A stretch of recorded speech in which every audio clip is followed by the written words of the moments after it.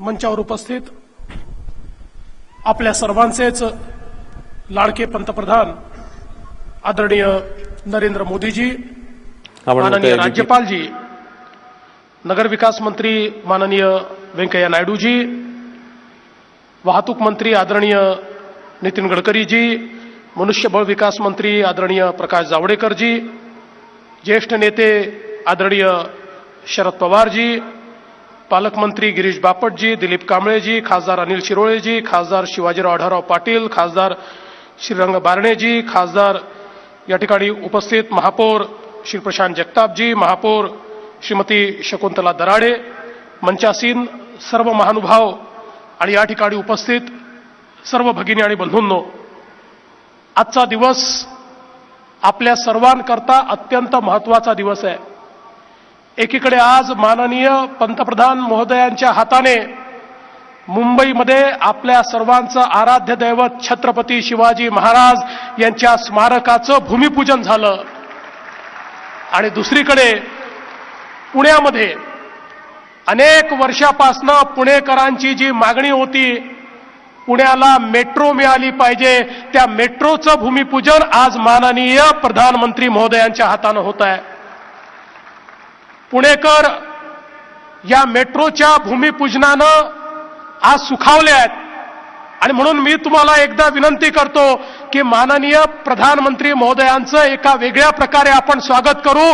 आपला मोबाईल सगळे बाहेर काढा, सगळे लोक आपला मोबाईल बाहेर काढा, आपल्या मोबाईलचा दिवा लावा, आपल्या मोबाईलचा फ्लॅश लावा, आपल्या पंतप्रधान महोदयांचं एका वेगळ्या पद्धतीनं या ठिकाणी आभार आणि अभिनंदन आपण करू।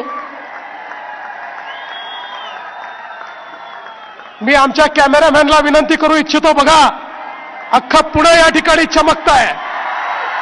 ही पुण्याची अनोखी मानवंदना माननीय प्रधानमंत्री महोदयांना या ठिकाणी दिली जाते आहे। मी आपल्या सगळ्यांचे आभार व्यक्त करतो। खरं म्हणजे या पुणे शहरावर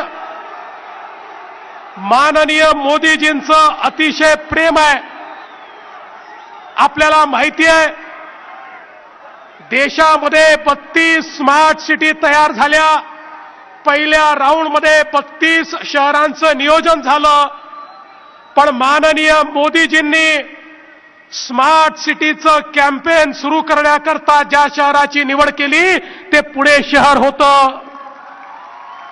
आज माननीय मोदीजींच्या नेतृत्वामध्ये प्रकाश जावडेकरांच्या पुढाकारामुळं आपल्या पुणे शहराच्या लाईफलाईन असलेल्या आपली नदी मुठा या नद्यांना या ठिकाणी देशामध्ये पहिल्यांदा या नद्यांच्या संवर्धनाकरता 900 कोटी रुपये देण्याचं काम हे माननीय मोदी साहेबांनी या ठिकाणी केलं।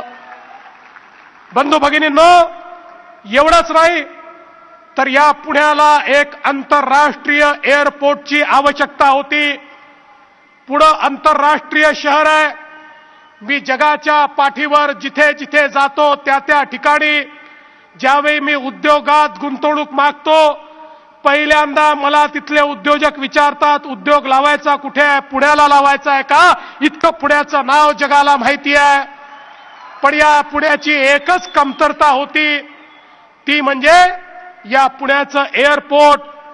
आणि म्हणून माननीय मोदीजींच्या नेतृत्वामध्ये आता या पुण्याला नवीन एअरपोर्ट देखील मिळत आहे आणि पुरंदर या ठिकाणी छत्रपती संभाजी राजे एअरपोर्टची निर्मिती ही लवकरच या ठिकाणी केली जाणार आहे। या पुण्याला या ठिकाणी देशाचा स्टार्टअप कॅपिटल बनवायचा निर्णय आम्ही घेतलाय आणि पुणेकरांची क्षमता एवढी मोठी आहे की निश्चितपणे येत्या काळामध्ये हे पुणे देशाचं स्टार्टअप कॅपिटल झाल्याशिवाय राहणार नाही। माननीय गडकरी साहेबांनी या पुण्याला जोडणाऱ्या सगळ्या रस्त्यांना, आजूबाजूच्या सगळ्या रस्त्यांना इतक्या मोठ्या प्रमाणात आपल्याला निधी दिलाय की पुण्याची कनेक्टिव्हिटी ही अत्यंत मोठ्या प्रमाणात आता या ठिकाणी चांगली होणार आहे। आणि याच सगळे कामं होत असताना एका मेट्रोची कमतरता या ठिकाणी होती। माननीय वेंकय्याजींचे मी आभार मानेन की या ठिकाणी अनिल राव असतील, बापट साहेब असतील, सगळेच इथले आमदार खासदार असतील, महापौर असतील, आम्ही सातत्याने त्यांचा पाठपुरावा केला आणि आज या मेट्रोला या ठिकाणी मान्यता मिळाली. काही लोकांनी कालच मेट्रोचं भूमिपूजन केलं. मोदी जी, जब मैं छोटा था तो एक बार दिल्ली घूमने गया, दिल्ली में लाल किले के सामने गया तो मुझे ऐसा लगा कि लाल किले के सामने हूं तो मैं भी प्रधानमंत्री जैसा भाषण दे दूं. तो लाल किले के सामने खड़े होकर मैंने प्रधानमंत्री जैसा भाषण दे दिया. इससे न मैं प्रधानमंत्री हुआ न वो दिन 15 अगस्त हुआ. इसी प्रकार से कल जिन्होंने यहां पर भूमि पूजन किया न वो भूमि पूजन करने के लिए ऑथराइज थे, न भूमि पूजन करने की कोई व्यवस्था थी. जिस प्रकार से मैंने अपने आप को प्रधानमंत्री समझकर भाषण दे दिया, उसी प्रकार से उन्होंने वहां पर जाकर भूमि पूजन कर दिया. मैं उनको सवाल पूछना चाहता हूं कि जिस समय इस मेट्रो को मान्यता देने की आवश्यकता थी, मैं तो कागजात साथ में लेकर आया हूं. 256 क्वेरी आपने उस मेट्रो के बारे में निकाली थी. 256 बार फाइल हमारे पुराने मुख्यमंत्री के टेबल से वापस चली गई, फिर भी पुणे के मेट्रो को मान्यता नहीं मिली.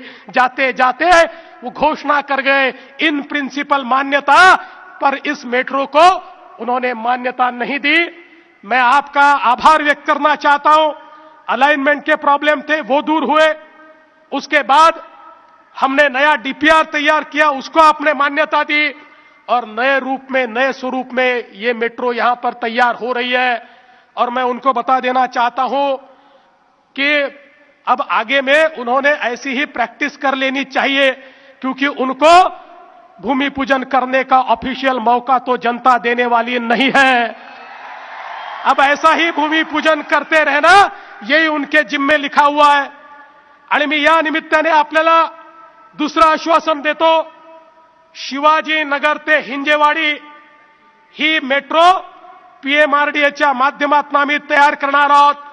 या मेट्रोच्या सगळ्या मान्यता मार्च पर्यंत आम्ही पूर्ण करून टाकू आणि एप्रिलमध्ये त्याच्याही भूमिपूजनाकरता माननीय पंतप्रधान महोदयांना या ठिकाणी आम्ही बोलवू.